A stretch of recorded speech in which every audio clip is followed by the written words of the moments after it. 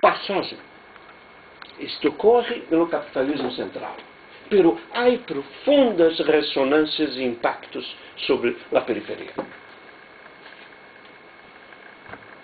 Em particular,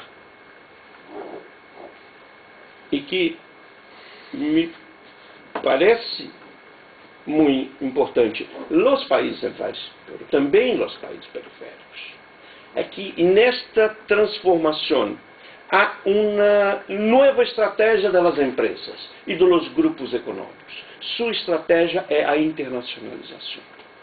Esta estratégia de internacionalização dos grupos abre uma brecha, um conflito com os interesses do capitalismo doméstico, de que aquelas empresas são representantes e criaturas.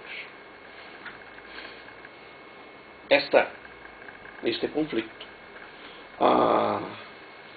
eu entendo como na causa central para a crise dos estados desenvolvidos. Duas maiores forças. A primeira coisa, a abertura financeira. A segunda, o que estou chamando como uma rebelião do big business contra o seu Estado. O Estado que ele criou. Então, a desmontagem não é uma coisa que vem apenas de fora para dentro.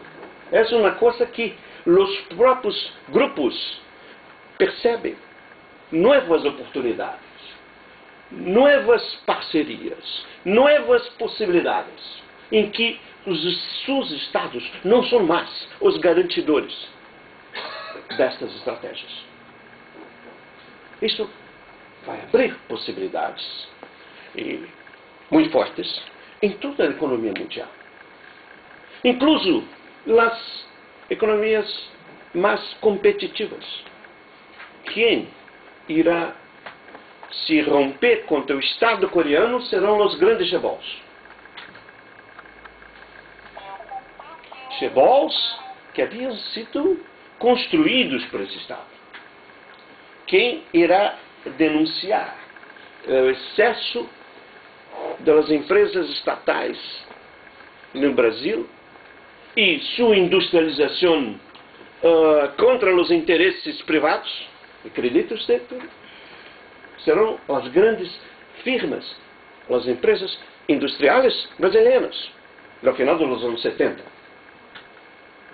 Também no México, os grandes grupos, as famílias de Monterrey, que prosperaram com o desenvolvismo mexicano, serão os grupos que irão virar as costas para estes estados e dizer: está tudo errado e é necessário uma nova realidade. Estas transformações ocorrerão ao mesmo tempo em que haverá um ressurgimento de uma contestação na sociedade civil contra o autoritarismo, o militarismo, que em grande parte destas economias periféricas estavam associadas com o desenvolvimento. Então, a rebelião das empresas é também a rebelião dos estudantes, é também a rebelião da mídia, é também a rebelião da opinião pública contra o excesso do Estado.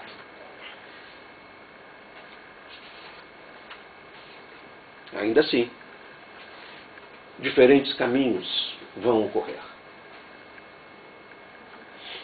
Na América Latina e no leste europeu. Nesses países, porque a alta inflação no período anterior, a década perdida, isto irá ocorrer uma transformação radical. E os países do leste europeu, porque também por razões da crise do socialismo. Então, a ideia de que é necessário uma quebra com tudo que vem antes. É uma coisa terrível e generadora da inflação, o desarrollismo, a substituição de importação e tudo mais, empresas estatais ineficientes e por lo tanto é necessário uma radical transformação. Esta a transformação radical, isso que o Eastman chamou de um rebound effect. A coisa é melhor agora, porque era tão ruim ayer, que tudo agora é melhor. Então, apenas por isto. Aunque a taxa de emprego é péssima, aunque que a concentração de renda ha piorado, pero não há massa hiperinflação.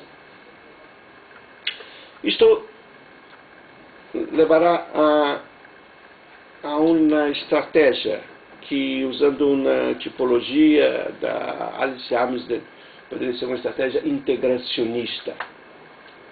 Você falou disso. Ou um outro autor lá chamava uma estratégia passiva e dependente de investimento direto estrangeiro. Então, isto é que o que o Estado há que fazer. São uma coisa apenas criar as condições macroeconômicas e os sinais corretos de preços e esperar que o investimento estrangeiro seja o promotor do progresso técnico e dos investimentos, e nós outros seguimos assim. Dois eixos principais. No lado microeconômico, uma reespecialização em atividades com a vantagem absoluta de custo, seja como o que se passou no México. O México é o único caso da América Latina em que a industrialização moderna, exportadora, afinal, se implantou. Pero que resultados?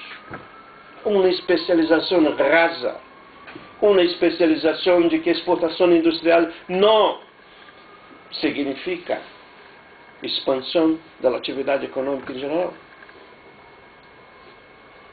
Ou, em outros casos, esta estratégia é uma estratégia de especialização na direção da sua estrutura, da sua base estrutural. O caso de toda a América do Sul é o caso também da Rússia. Depois do desfazimento da União Soviética, na década dos anos 90, na Rússia. No sentido macro, eu chamo a atenção. Aqui, eu estou totalmente convencido. Na América Latina, nos casos dos mais bem-sucedidos que se industrializaram no pós-guerra, que é o México e o Brasil, a base central, um mecanismo indutor que crescia na frente da demanda, induzindo o investimento privado, era o investimento público. O ajuste dos anos 90 foi basicamente um ajuste que generou um colapso do investimento público, que levou coisas como esta que agora se passou aqui em Argentina, que nós estamos falando e não havia energia. Mas no Brasil também e em México. Esta é a grande diferença do desarrollismo dos países asiáticos que ficaram, que permaneceram. O investimento público não caiu. Em nossos casos, o investimento público caiu e com ele caiu nos investimentos privados associados. Muito importante. No caso do Brasil e México, o investimento público era não apenas um importante componente macroeconômico, ele era um componente estrutural.